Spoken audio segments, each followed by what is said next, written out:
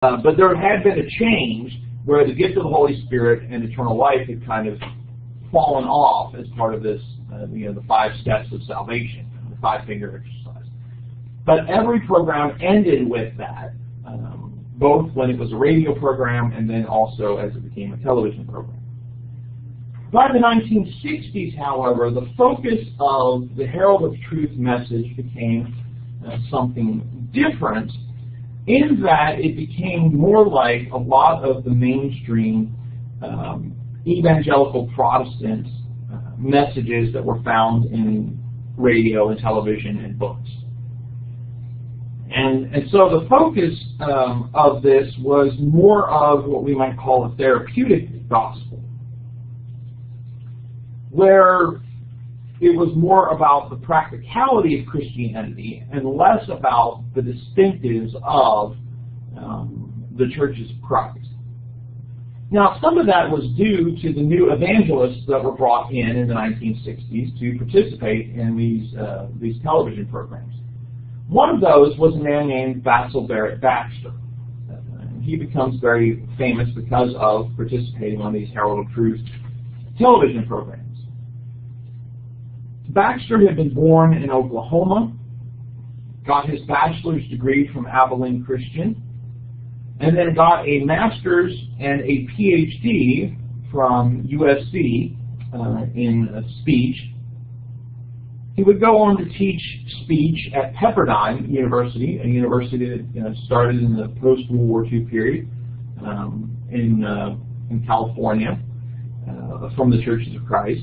And so he taught speech there for a while and then moved to become the chair of the speech department at David Lipscomb College. So he moves from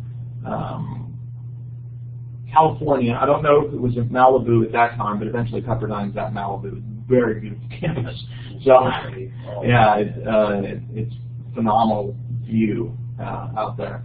So you moved from that to go to Nashville. But I could be wrong. I know Pepperdine had moved to Malibu, so my guess is that maybe this was after Baxter's time. But so he moves from California to Nashville. Does it overlook the Pacific? Oh, yeah. Oh, wow. You can see it from campus. You got there. Oh, wow. And the worst thing about that campus, though, is there's a ton of steps and a lot of hills to get to the campus.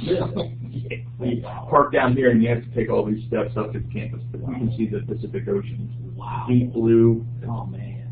It's fabulous. Wow. So he moves from California to Nashville, becomes a chair of speech department, will later become chair of the Bible department at Lipscomb as well. Certainly he's also preaching, he's holding extended meetings at places, he's gone overseas, but eventually starts speaking for the Herald of Truth program in 1960. And so this therapeutic message becomes more a part of the programs of the Herald of Truth. There's still sometimes that focus on the distinctives of churches of Christ.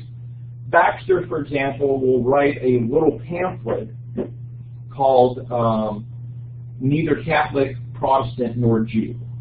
Trying to say, that churches of Christ are rejecting these names, these non-scriptural names. We're trying to just be Christians only. So on the one hand, Baxter's supporting that very non-denominational view. But on the other hand, he and others are focusing on how religion can bring about peace of mind. Right? It's this more therapeutic type of message. Because this is big business in the 1960s. And still, it's even bigger business today. But in the 1950s and 60s, a lot of religious leaders from a wide variety of religions in the United States were talking about the power of religious thinking to bring about peace and calm in your life, to kind of reduce stress. And this wasn't just a Christian thing, there were Jewish leaders as well. A variety of rabbis write books on similar types of topics. Perhaps the most famous at the time was Norman Vincent Peale's The Power of Positive Thinking, which became a bestseller in 1952. Other books as well did something similar. And so, even though Herald of Truth is not reaching the same audience as some of these books and some of these other speakers. For example, Billy Graham writes a book on, I think it's called Peace with God, is what it's called. It's written at the same time. Well, they're not reaching the audiences that Billy Graham is reaching. He's just bringing in, hundreds of thousands of people at this point in his career. But it's still the same kind of thing. It's still the same phenomenon of talking about religion and this kind of practical type of thing. And so the messages of the Herald of Truth, sometimes they're about why the churches of Christ are distinctive. But then sometimes it's about how to have a healthy family, what kind of things lead to spiritual growth, how to cope with anxiety, those types of things. And by the 1970s, those topics dominated the Herald of Truth, and the messages on the distinctives of the Church of Christ were very few and far between. It was much more the therapeutic focus, and very rarely were there any messages about the distinctives, which probably is both representative of and had an effect on how a lot of mainstream congregations and churches of Christ by the 1970s and 80s have gone the same way. That prior to the 1970s, a lot of congregations, the messages would have probably been, like a sermon, Bible class, focused on the churches of Christ, the distinctives of the churches of Christ, trying to demonstrate why we were right about certain things and other denominations were wrong. But a lot of mainstream churches in the 70s and 80s, even up through today, have kind of shifted from talking about those distinctives to talking about how Jesus can bring you peace of mind and how you can be a better father. All of which I think are good topics and important topics. My point here, of course, is talking about this is a historical shift that has taken place. And it's a phenomenon we need to recognize. I'm not saying all of it has been good or all of it's been bad. I'm saying that, from a historical standpoint, we're seeing a great transition that's taking place. And hopefully we'll have some time in the next week or so maybe to talk about some of the impact of that. Usually, though, even though they've gone to the therapeutic end here in the Herald of Truth, which I believe kind of finishes off in the 70s and 80s, I think there might still be some presence. I'm trying to remember off the top of my head. But even though they've gone the direction of the therapeutic, there was still usually the presentation of the plan of salvation at the end of those types of messages to encourage people to become Christians, having spent the last 30 minutes telling them why it will produce good effects in their lives. So that's one example of institutionalism that's taken place in the latter part of the 20th century. Another example had to do with the ways in which church buildings changed in the mid to later part of the 20th century among churches of Christ. Now, many churches of Christ had lost their property in the split with the disciples.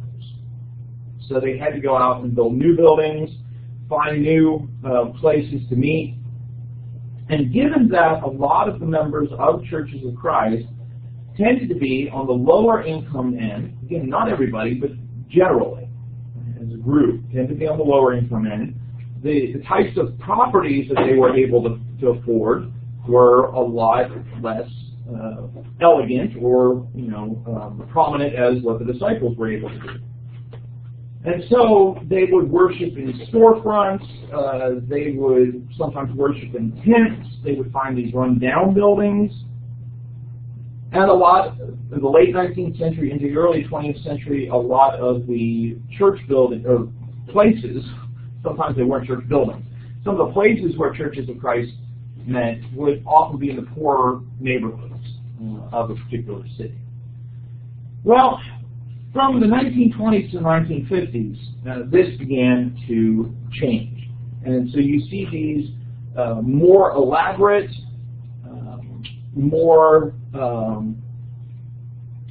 ostentatious, sometimes might be a good term, where buildings prior to this point there wasn't any sort of indication or a sign, or if you didn't know, you might not say, oh, that's a church building, the congregation meets there. But these, of course, were like visibly church buildings, right? You know, you got the steeple, and you got other types of things. And so you see this transformation of the places, the spaces of worship. Additionally, by the 1950s, a lot of the congregations had developed their facilities to such where they weren't just worship spaces. You know, there were other types of things that were developing there, right? And so it was, you know, a lot richer, elaborate. The building functioned for other purposes, not just you know, gathering for a sermon or gathering for worship. The non-institutional movement, and sometimes even some mainstream Christians, were very opposed to this approach in the beginning. Yeah, that's kind of like a temple back in biblical times. They had kind of like a community center type of function, yeah, and not just a center for worship. Right. You think of that too. Yeah, there's definitely that kind of transformation. And so a lot of the non-institutionals and others that were opposed to this saying, you're spending too much money on a building. That, you know, feeling that money could be better spent in supporting mission work, helping the poor, other types like this. Saying things like Jesus had been a poor carpenter, his followers should reflect this. You know, money could be better used for evangelism, this kind of thing. Which was also a mindset that a lot of fundamentalists had.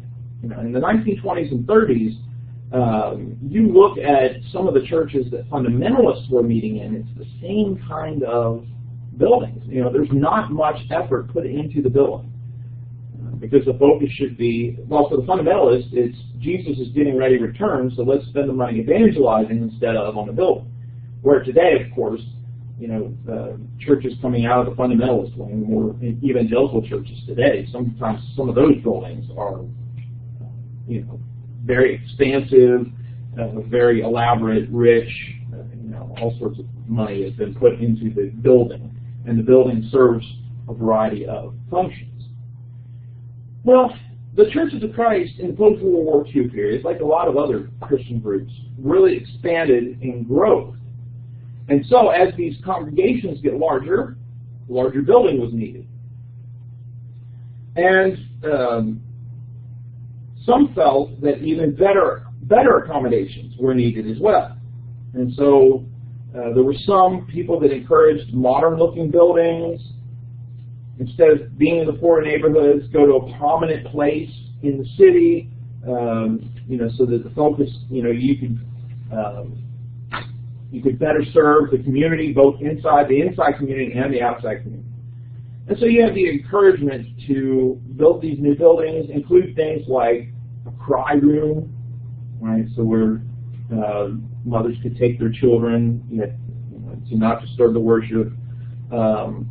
A minister study that would be centrally located and have a professional preacher. Remember, that was kind of one of the things as well, is this question of the located preacher. So that's kind of developing here as well. Having a secretary's office, actually having a secretary for the church to do a variety of things. A large fellowship room, kitchens, storerooms for benevolent activities, classroom space, library, a media area, right? All of these things begin to be encouraged as this is what you need in your church building. Where prior to the 1950s, 1940s, that wasn't really something that a lot of people thought. It's like the church building is just a place for worship, and that's all you need the church building for. What was the room called for benevolent activity? Just like a storeroom. Yeah, you know, so you could, you know, stockpile groceries or clothes or something like that. But to have a space in that church building, as opposed to, you know, we have this need and people bringing their stuff from home, you collect it and have a place in the church building so that when somebody comes with a need, it can be taken out of the closet, the storeroom, whatever. Okay, and you see these additions happening in what period? Like the 1940s, 1950s. Okay. Yeah. Okay. It's so commonplace today that Yeah, exactly. You know, you don't even think about it. And then, of course, later, once you get into the 70s and 80s, you start seeing churches, not just in Churches of Christ, but other groups having bringing in like a gym area, basketball courts, other types of things, where the church building is taking on more functions than just a worship space. It takes more of the community center type of, yeah. And of course, along all these steps of the ways, both in Church of Christ and out, there are those that think, hey, that's a great idea, we can better serve the community, and no, that's not the function of what the church building's for, right? That's not the function of the church to provide space for X, Y, Z. oh, okay, so they probably view it as being